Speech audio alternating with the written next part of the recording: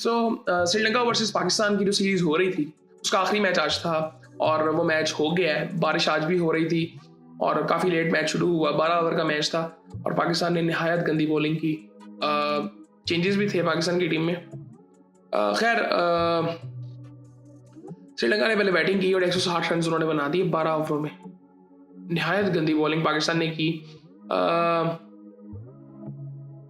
Camille Mishara ने 20 run बनाए 8 बॉलों में, 16 बॉलों में 30 रन बनाए। कुशल मेंडिस ने 15 बॉलों में 22 रन बनाए।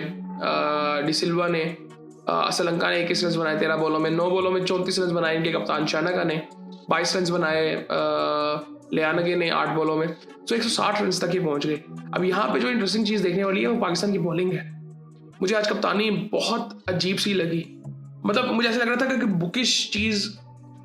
बुकिश वे में ना हम सब कुछ कर रहे हैं कि ये यहाँ पे ओवर करेगा, यहाँ पे ओवर करेगा। स्पिनर्स डोमिनेंस अगर अपनी दिखा रहे हैं तो आपने उनसे ओवर क्यों नहीं करवाया? मुझे समझ से बाहर है। नसीम शाह ने 3 ओवर किए हैं जी, 35 रन खा लिए। जब स्पिनर्स ओवर अच्छे कर रहे हैं और वो उनको थोड़ा सा हेल्प, मतलब बारिश एक हुई थी, बॉलिंग करना स्पिनर्स के लिए मुश्किल था और फास्ट बॉलर्स तो बॉलिंग अच्छी कर ही नहीं रहे थे। खैर, वसीम ने 3 ओवरों में 54 रन खा लिए। 3 आउट तो किए उसने, लेकिन वो आउट किसी काम के नहीं थे आज। 54 रन उसने खा लिए। इतनी फुल टॉस है, सबको पता है कि यार आपको पीछे बॉल करना है। आप यॉर्कर नहीं हो रहे तो मत करो। 3 लगातार उसने छक्के खाए, वहां से मैच सारा खत्म हो गया था। और ये तो थोड़ी इज्जत बैटिंग ने बचा ली है, उसके बारे में बात करते हैं। अबरार ने 2 ओवर किए 22 रन। अबरार ने तीसरा ओवर क्यों नहीं किया? उसको पहले ओवर में 15 रन पड़े थे, दूसरे में आई थिंक 7-8 रन पड़े हैं। क्यों नहीं किया उसने तीसरा ओवर? शादाब खान ने 2 ओवरों में 19 रन दिए। आई थिंक जिस टाइम पे इसको लाए गए थे, आई डोंट थिंक सो कि इसको लाना चाहिए था आज। वो पिछले मैच जो अच्छी बॉलिंग की थी उस पेस पे सारा कुछ हो गया था। मैं इसको बैटिंग कॉलम कंसीडर करता हूँ। आई डोंट थिंक सो ये उस तरह का विकेट टिकर है एज अ बॉलर। सो नवाज ने 1 ओवर में 8 रन की, 8 रन देके 1 ओवर किया बस उसने, 1 आउट भी किया उसने। नवाज ने 2 ओवर क्यों नहीं किए? फहीम अशरफ ने 1 ओवर किया, 19 रन उसको पड़े। यहां से उसने 1 आउट पहली बॉल पे कर दिया था, लेकिन 19 रन उसको पड़े, उसको हटा दिया। समझ आती है बात। नवाज ने 1 ओवर में 8 रन दिए हैं, उसने ओवर क्यों नहीं किया? मेरी समझ से बाहर है। साइम अयूब ओवर क्यों नहीं कर रहा?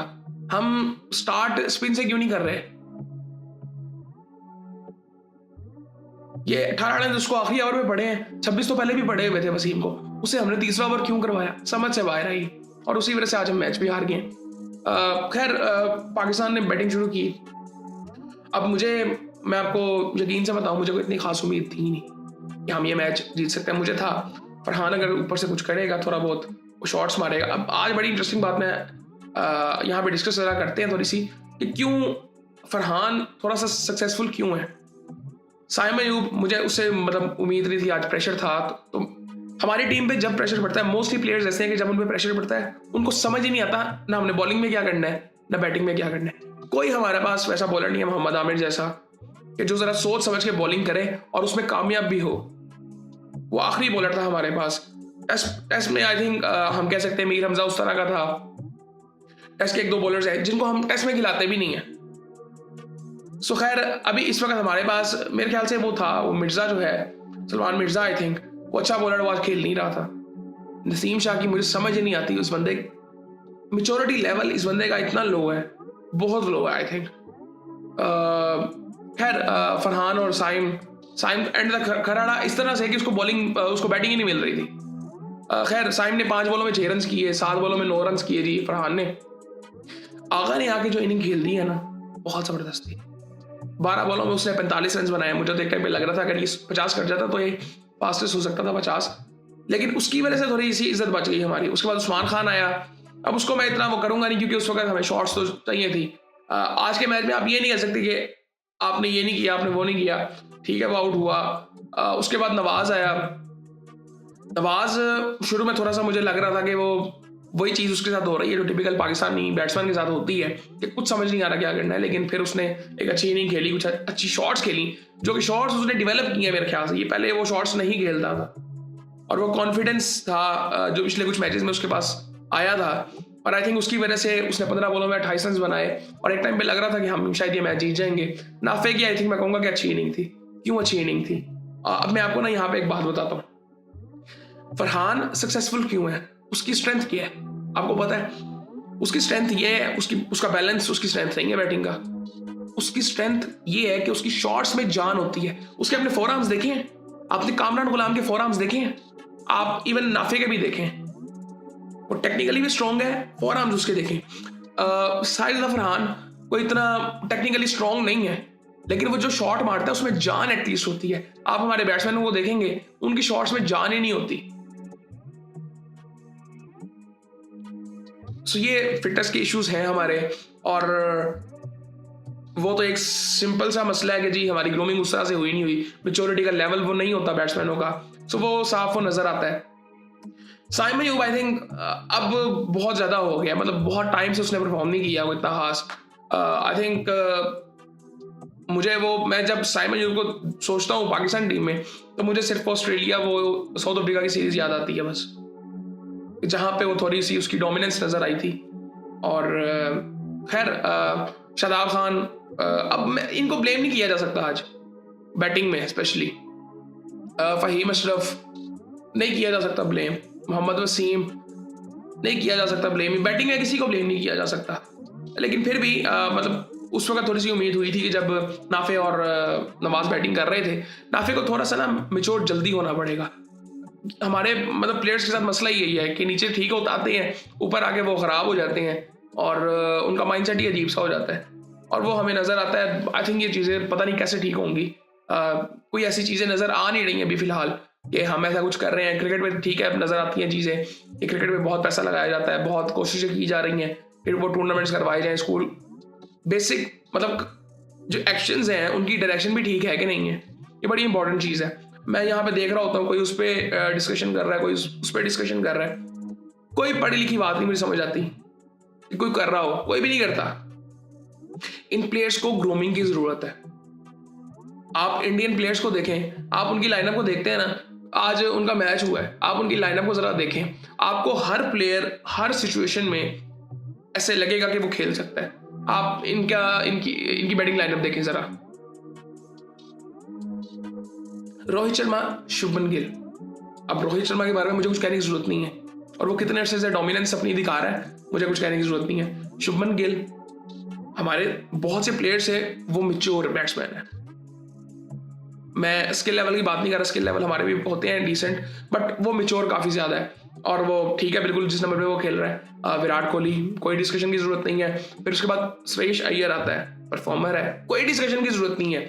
मैं इंडियन क्रिकेट को फॉलो भी नहीं करता, लेकिन फिर भी पता है उनकी गेम से वो पता चलता है। उसके बाद जडेजा पता चलता है, केएल राहुल। हमारा हर दफा ये है कि ये नया है, अभी मैच्योर नहीं है, डिपेंड कर सकते हैं कि नहीं कर सकते, मोस्टली नहीं कर सकते। तो ये मसले हमारे हैं। सो खैर ये अब बड़ी लंबी एक डिस्कशन ही हो जाएगी, जो कि पहले कई दफा कर चुके हैं। और आई थिंक मैं ये नहीं कहूँगा कि मुझे एक अच्छी चीज़ ये लगी कि हमें थोड़ा सा कॉन्फिडेंस वहाँ से मिला होगा कि हम बैटिंग में भी कुछ कर सकते हैं श्रीलंका में, और मुझे ये एक पॉजिटिव साइन नज़र आया है। अच्छा मैं नाफे के वैसे हक में नहीं था कि इसको स्क्वाड में भी लिया जाए, वही मसला है कि वो आई थिंक थोड़ा सा जल्दी है उसको, आई थिंक उसको नीचे लेवल पे खिलाते भी नहीं है, और इसने कहा भी था एक जगह पे कि मुझे मौका ही नहीं देते नीचे डोमेस्टिक में। अब पता नहीं ये रिसेंट टाइम्स में खेला है कि नहीं, इसको मैंने कुछ लीग्स में ही देखा था, वहाँ पे इसकी कुछ परफॉर्मेंसेस थी। आई थिंक T10 में इसको मैंने देखा था। टेक्निकली स्ट्रॉन्ग है, मेच्योरिटी की अभी ज़रूरत है क्योंकि अभी छोटा है, इतना मतलब उम्र नहीं है इसकी। सो वो एक चीज़ है। बाकी आई थिंक इसमें नज़र होनी चाहिए, अच्छा बैट्समैन है और इस पर काम करना चाहिए। मैं हमेशा जब मैं इन प्लेयर्स को देखता हूँ, मुझे बाबर याद आता है कि बाबर कैसा था। वो बंदा यहाँ से बहुत डिस्टर्ब है, और हमारे पास ऐसा कोई बंदा ही नहीं है कि जो उसको बेहतर कर सके। विराट कोहली के पास MS धोनी था, हमारे पास कौन है? कोई भी नहीं है। वो उस लेवल तक कोई पहुंचा नहीं ना असल में, तो वो उसको मतलब वो समझने वाला भी नहीं है और उसको समझाने वाला भी नहीं है। अब वो आई थिंक मैं वही कहूँगा कि जिंदगी वो उन्होंने काफ़ी गुजारी हुई है। पता नहीं ये कैसे ठीक होंगी ये चीज़ें हमारे यहाँ पे। आई थिंक बहुत काम की ज़रूरत है, सिर्फ क्रिकेट में नहीं, और बहुत सी चीज़ें करने की ज़रूरत है एज अ कंट्री हमें, जिसकी वजह से जिसका इम्पैक्ट हमें यहाँ पे इन चीज़ों में नज़र आता है। ये सिर्फ ये नहीं है, ये किस बैकग्राउंड से आ रहे हैं, किन लोगों में ये इनका इन्वायरमेंट क्या था पहले, कहाँ से आ रहे हैं, ये हमारा इन्वायरमेंट होता कैसे है। हम मोस्टली चीज़ों को सीरियस लेते भी नहीं हैं, हम प्रोफेशनल उतने ज़्यादा नहीं हैं। ये मसले हैं। हम ये नहीं सिर्फ कह सकते कि आपका स्किल लेवल उस लेवल का है तो ठीक है आप सारा कुछ कर लोगे। क्राउड हैंडलिंग कैसे आप करोगे, आप किसी से बात नहीं कर सकते। ये चीज़ें इंपॉर्टेंट होती हैं। जब आप किसी से बात नहीं कर सकते, आपको अपनी गेम का पता ही नहीं है, सो ये बड़ी इंपॉर्टेंट चीज़ें होती हैं। आपको पता ही नहीं है, आप थोड़ा सा आपको प्रेशर पड़ता है तो आपको समझ नहीं आती क्या करना है। ये आपके मोस्टली प्लेयर्स का मसला है, और ये यहाँ पे आके ठीक नहीं होना होता पाकिस्तान टीम में। ये नीचे से कुछ चीज़ें हमें करनी पड़ेंगी, प्लेयर्स की एजुकेशन पे काम करना पड़ेगा हर तरह से। वो आई थिंक पता नहीं कैसे होगा, उसके बारे में तो हम कभी सुनते भी नहीं है, और मुझे लगता है कि ये किसी को पता भी नहीं है इसकी करने की ज़रूरत है, और अगर पता है तो वो करना कोई नहीं चाह रहा फिलहाल। और ये एक बात हमारे यहाँ पे की जाती है कि कोई समझदार या पढ़ा लिखा आ जाए तो एक इनसिक्योरिटी पैदा हो जाती है बाकियों में, क्योंकि उनको लगता है कि ये हमारी नौकरी ले जाएगा। और नौकरी माइंडसेट भी तो एक है ना, मीडियोकर एवरेज माइंडसेट, जी हमें ये सीट चाहिए। सीरियसली अगर आप स्पोर्ट्स एथलीट भी हैं, अगर फिर भी आपकी इनसिक्योरिटी ये है कि मुझे नौकरी चाहिए, तो फिर आप ये गेम खेल क्यों रहे हैं, अगर आप शौक से नहीं खेल रहे। सो वो कहते हैं ना जी, पैशन प्रोफेशन बन जाए तो दुनिया जन्नत है। तो जब ये यहाँ पे ऐसे ही होना चाहिए। खैर ये एक बहुत लंबी डिस्कशन है, बहुत सी बातें इस पे की जा सकती हैं, लेकिन फिर भी खैर टीम तो डिसेंट है हमारी, इतनी बुरी नहीं है टीम।